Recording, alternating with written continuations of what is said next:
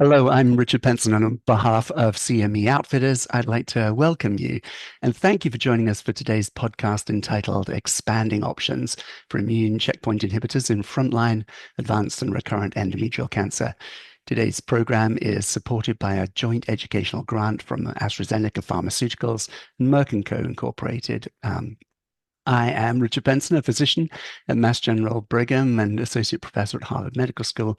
I'm also the IRB chair at Dana-Farber Harvard Cancer Center in Boston. And I'd like to welcome my friend and colleague, Jonathan Lederman, who's professor of medical oncology at University College London Cancer Institute and the UCL Hospitals London in the UK. Welcome, Jonathan.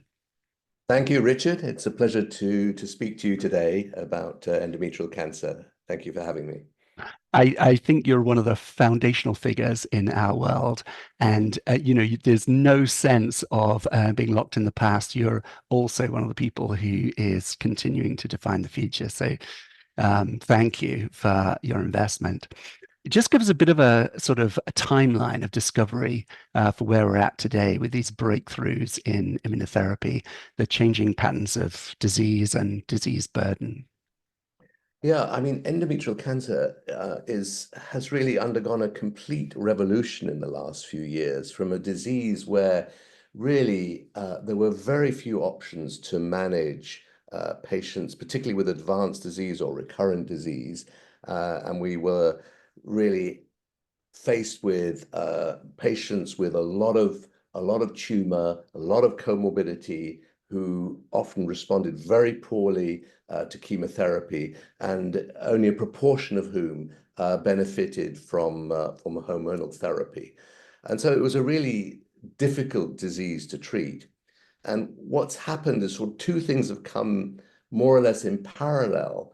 One is an understanding of the complexity of the biology of the disease. And that's gone hand in hand with the development of a completely new class of treatment for the disease, namely immune checkpoint inhibitors. And the two sort of came a little bit together, but one has led to the other, as has so often been the case in Yeah. oncology. You just Following the science is just fantastic. yeah, you Yeah. just get an opening and the whole scientific field explodes and continues to do so. And we now know that this is a very complicated disease, defined by different biological processes, different pathways, if you like, which are prognostic in some cases, but actually also predictive for a response to treatment with some of the novel agents that we have. Mm. I think one of the things that really drove home to me in the last week, the youngest patient in Solo 1 getting PARP inhibitor switch maintenance was 29. And I've had just a little handful of 20-year-olds. And the sort of change in disease patterns is really interesting, the genetics of that. And then after platinum and taxane in endometrial cancer, offering a patient an anthracycline with less than a 10% chance of benefit used to be like, just futile or close to futile.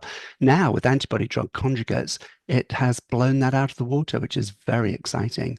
And then the greater hope for immunotherapy is fantastic. So just list out the molecular subclasses to help us think about what we're talking about. Right. Well, I mean, just again to go back in time, we did just about two things molecularly. We used to test whether the tumors were ER positive, because that might help us decide whether the patient should have hormone therapy at some point. And we recognized that particularly amongst serous cancers, many of those behaved very much like ovarian cancers and indeed had a p53 mutation. So that was really where we were at until really only a few years ago.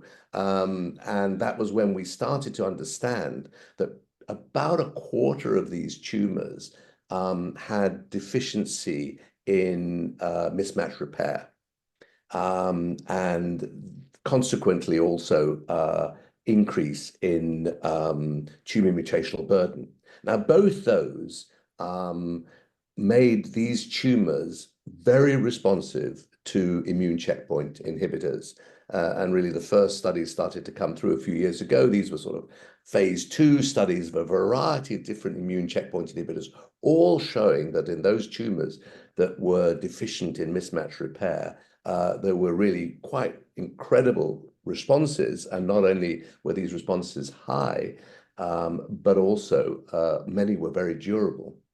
And going on from that, we understood that many of these molecular markers were not exclusive. That is to say, you could see p53 mutations in non-serous tumors, in some endometrioid tumors, and the whole spectrum has sort of crossed over, so that we now, in addition to obviously, hearing what our pathologists say about whether this is endometrioid, low or high grade, serous, clear cell, and so forth, we now would routinely request a number of molecular markers that would give us not only prognostic information about the patient, but also predictive, particularly whether or not the tumor is likely to respond to an immune checkpoint inhibitor.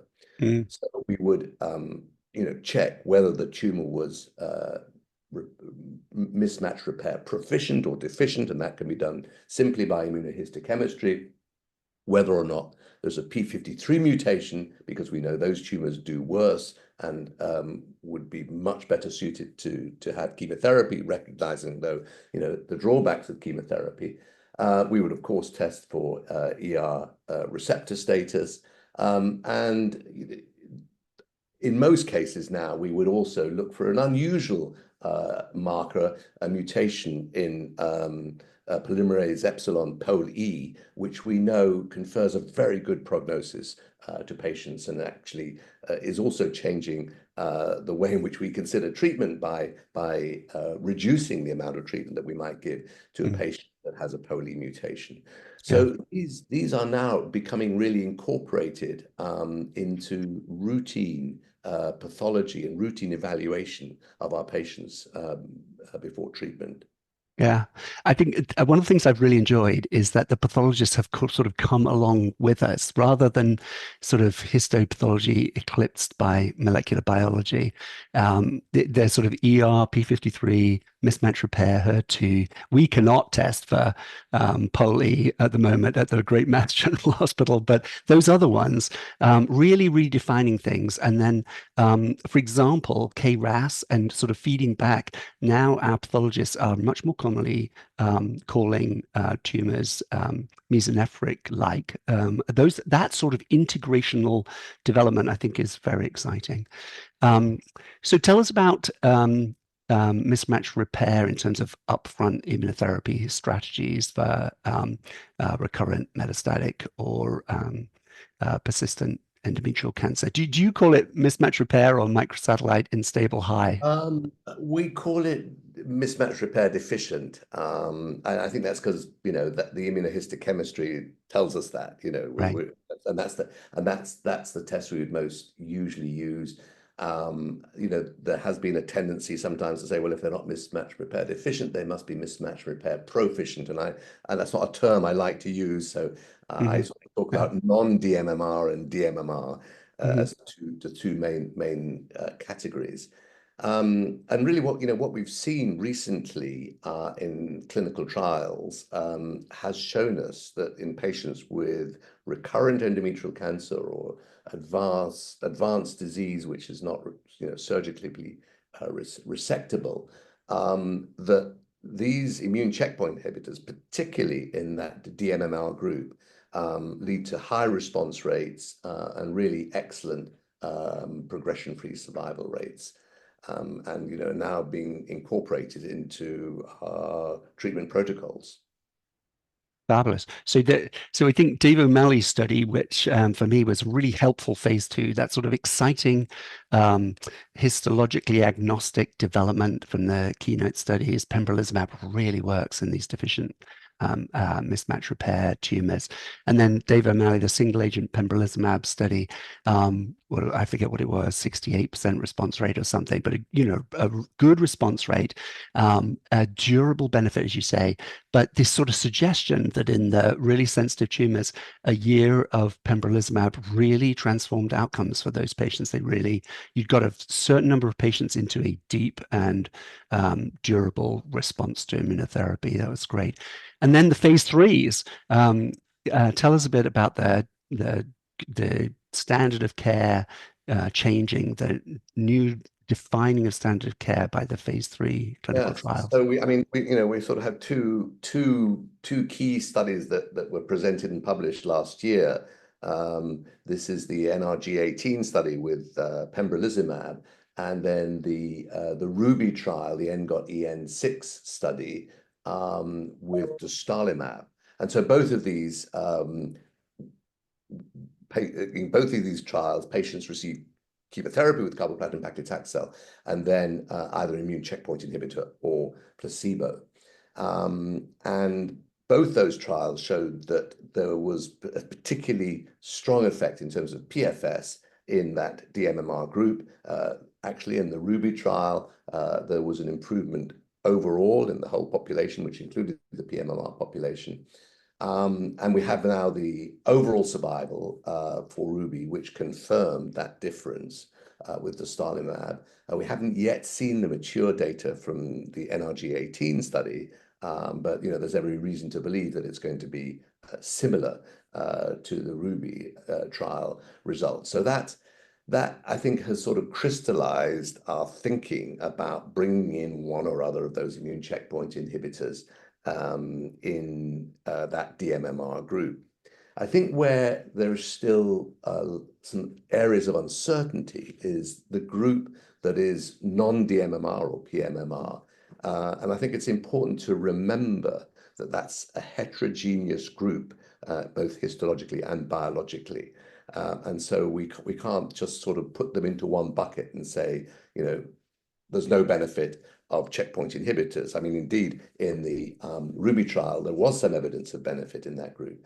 But generally, those patients have responded less well and benefited less from immune checkpoint inhibitors. I think the other trial worth mentioning is the DUO-E trial, which included durvalumab, and then in another arm, durvalumab and olaparib. And that was particularly interesting because the durvalumab and olaparib arm in the non-dMMR group did better. And that was really an interesting observation. And in fact, certainly in Europe, and I think in the US too, that has led to the approval of durvalumab and olaparib maintenance in patients who are non-dMMR. Not actually not the combination in the US, but to Mentioned. the approval of a third immunotherapeutic, as you say, pembrolizumab, dostarlimab, and now durvalumab as well this summer 2024. So exciting. I would love you to give us a bit of a European perspective on that, because I feel like the whole sort of HIV assault on the FDA to get accelerated approval to happen set in motion in the US a passion to get new drugs to market, which is absolutely fabulous. But there's a little bit of European reserve on when are we really impacting overall survival, and when are we sort of defining new hypotheses that we want to pursue, say, for example, augmenting an immune response in the P53 mutated tumors with a PARP inhibitor. There's other Ruby 2, there's other studies coming out that are going to sort of strengthen that. How do you think about that? When is that high bar of overall survival? When is it sort of academic exploration? When is it time to say to the patient, this looks really Yeah, promising? yeah. Look, I think the regulators do change their thinking, which makes it very difficult for us sometimes as clinicians, and I'm sure it makes it difficult for the industry too. I mean, I think the EMA has not been wedded to differences in overall survival.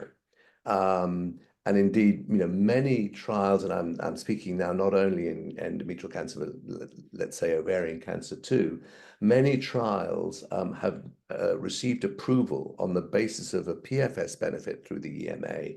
And the EMA, many years ago, it was a time when I was sitting on their oncology advisory group, introduced this secondary endpoint called PFS2. And the idea of that was to look, what was happening beyond progression. Was the drug still carrying over some benefit to the next progression because, survival data weren't there? And that was accepted by the EMA to support licensing of drugs on the basis of PFS before we had OS data. And this was something I think that didn't happen in the US, and the FDA did not accept PFS2 as that endpoint. And as a consequence of this, perhaps, if I can just divert to ovarian cancer, another, area of gynecological cancer where there's been huge change in the last decade. The FDA, reversed its decision about approving some of the PARP inhibitors in the non-BRCA groups of patients on the basis that there was no difference in overall survival, or even, the hazard ratio in some of the trials crossed one. Whereas the EMA did not change the licensing of the drugs that they had previously agreed to license on the basis of PFS and PFS2. And so there's that difference that exists between the EMA and the FDA at the moment. I think one of the other differences is, and you mentioned this right at the beginning of this question, is this accelerated approval, which does exist in the US and is easier to get than it is with the EMA. And so some of the drugs which were approved, for example, when pembrolizumab was improved in a sort of agnostic form for dMMR tumors, including endometrial cancer, that wasn't the case in the EMA, and there was no approval until the NRG18 study came through, which was a randomized study. So I think they're a bit more cautious initially, but then perhaps a little bit more lenient at that point where you see the primary endpoint of PFS. As positive, yeah. So actually, to drag it back to endometrial cancer, if you could talk around Keynote B21, because exactly as you said, that concern about a lack of advantage for that sort of bad term proficient mismatch repair, that hazard ratio was 1.2. And so I can remember at ESMO 2024 thinking, that's the whole same story again. How do we weigh the staggering benefit for the patients with a deficient mismatch repair tumor? And then, maybe there's consequences. And in B21, it was over 1,000 patients. 814 were in that group with pMMR tumors. Yeah. So, I mean, it was obviously a sort of a disappointing result, because here, we're talking about bringing checkpoint inhibitors, a little bit earlier in, and giving checkpoint inhibitors instead of chemotherapy. That's the other area that's really being looked at. So that study, which in Europe we call ENGOT EN11, was disappointing in that it didn't show any improvement, although in the dMMR subgroup, which was unfortunately not powered, there was clearly a difference, and there was an effect of the checkpoint inhibitor that wasn't seen across the piece. So when you talk to a patient, I know, so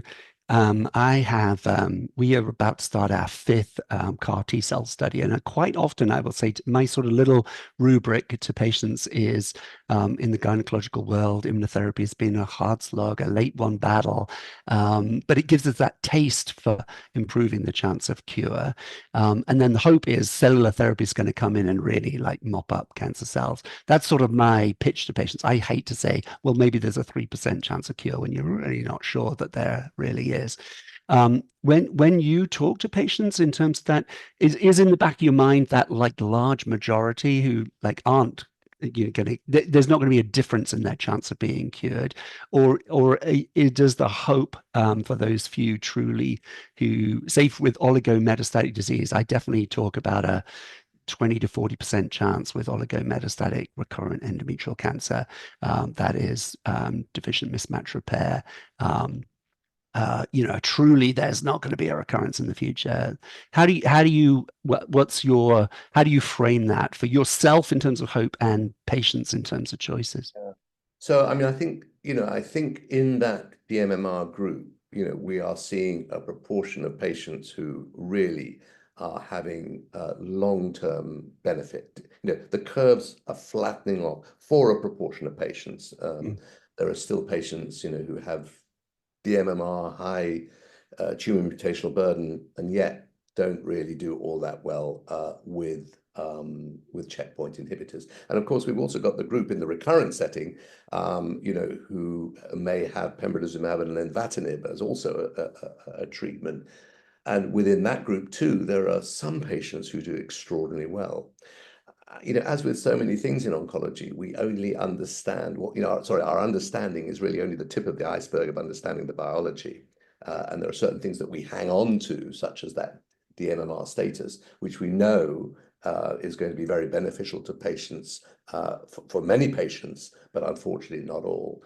So, my approach to patients really is obviously to discuss with them the biological characteristics of their disease. And as I said earlier, nearly all our patients would have a full screen for those biological factors, which would dictate not only the pathway in terms of treatment, but give some idea of what the prognosis might be.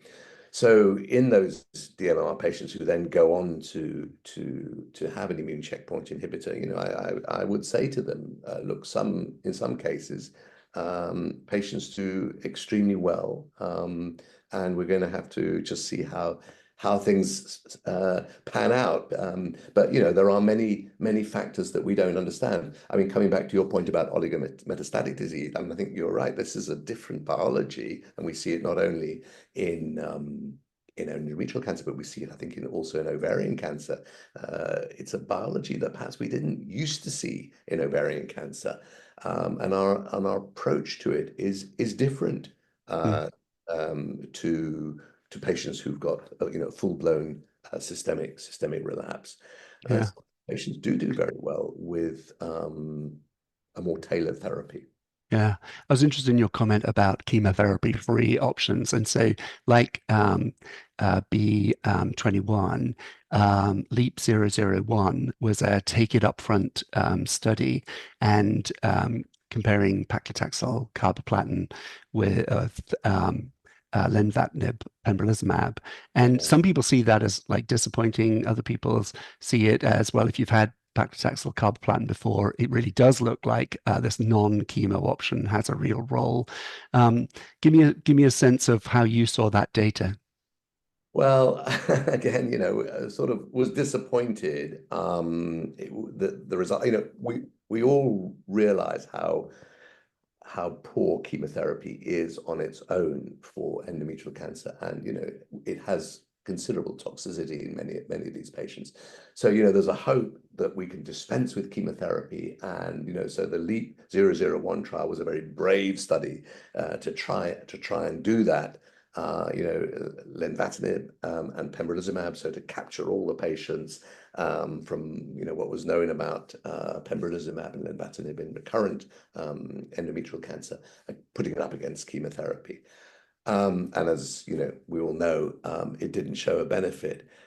Of course, it did in the DMMR population, but unfortunately, the trial was not powered to do that. And that was a big error, I think, in the design of the study, because and I don't know how many more patients they would have needed, but had they had more patients to ensure that that subgroup had sufficient power, then we could have at least said in that the MMR subgroup there is a benefit of immune checkpoint inhibitor therapy without the need for chemotherapy. Mm, Now, there are two other studies ongoing at the moment that are looking at this same question of chemotherapy versus immune therapy, but they are confined to that smaller dMMR subgroup. Yeah. So it'll be really interesting to see the results of those Yes. studies. Those studies will be powered properly. And it may well be that when we see the results of those two studies, we may, in that dMMR group, which is just over 25% or so of endometrial cancers, actually be thinking along the lines of not not giving these patients chemotherapy at the outset. Mm. Yeah, no, I think lessons learned. I hear you. So, a little bit of flattery and then a difficult question. So, I don't know what you're most proud of in your career, but from my perspective, you are the embodiment of sort of erudite commitment to advancing the field, and and you're also outstandingly kind. And I think the third th strength I really see in you is your ability to be a team builder, which is so important. But that I'm, intuitive I'm blushing. Nobody can see it, but that your intuitive ability to go against the flow in ovarian cancer, where it was all about chemo as poison, Gordon Rustin's observation that less is more in terms of quality of life and survival, and then seeing the potential of PARP inhibitors as a switch maintenance as opposed to therapy. Looking at all the data at the moment, do you have an intuition about whether ADCs are just going to redefine chemotherapy, whether it's all about a homogeneous small population of specifically defined molecular markers? What can we sort of like distill from you your sense of where the next big breakthroughs are going to come? yeah. So I mean, sort of reverting back to ovarian cancer now, I think, in terms of, the ADCs, and that's where, where we've seen a lot of activity. I think we've sort of got to a plateau with PARP inhibitors, unfortunately. I mean, for some patients, it's absolutely been absolutely fantastic, and of course we're using them more and more in the frontline setting rather than recurrent disease. But we're still faced with the fact that nearly half the patients on PARP inhibitors, including a high proportion of patients with a BRCA mutation, will have a recurrence, and so we have to manage that. And I think that is a challenge. And I think there are several strategies that we can look at. One is to sort of build on what we know is a problem within the tumor, which is the repair of DNA damage. And so, can we use PARP inhibitor plus something else to actually work claw back that inability to repair the DNA properly, and lead to genomic instability and synthetic cell death? Or should we be switching tack and saying, well, in those patients who fail the PARP inhibitor, let's look at an ADC approach. And we're beginning now to see a number of potential targets for ADC. Of course, the first one we saw was the folate receptor, but there are others, of course, coming through. Some very exciting data, with TROP2 and also with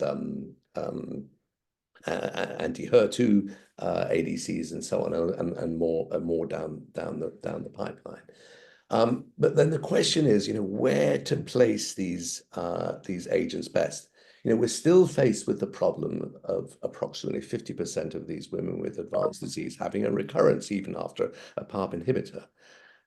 Is it something that's going to replace the chemotherapy for recurrent disease, or is it something again that we should be looking at building on the responses that we see with chemotherapy and using them more in the maintenance setting? And that is of course an unanswered question at the moment. My personal preference would be to go for a maintenance setting. Although, having said that, the pattern of toxicity of some of these ADCs, is very different from the pattern of toxicity that we saw from PARP inhibitors, not least of which is the fact that they're not oral drugs. And of course, that was one of the big attractions of the maintenance approach with a PARP inhibitor. But nevertheless, for a period of time, and I don't know how long that period of time is, that there may still be a route to use the ADCs as maintenance to build on the effect of surgery plus or minus, sorry, chemotherapy plus or minus surgery in the recurrent disease setting, rather than saying, this is going to substitute for chemotherapy. Now, it may, but I suspect it won't. And I Mm. suspect that we need something of a longer duration to sustain those remissions that we see in recurrent ovarian cancer. Yeah.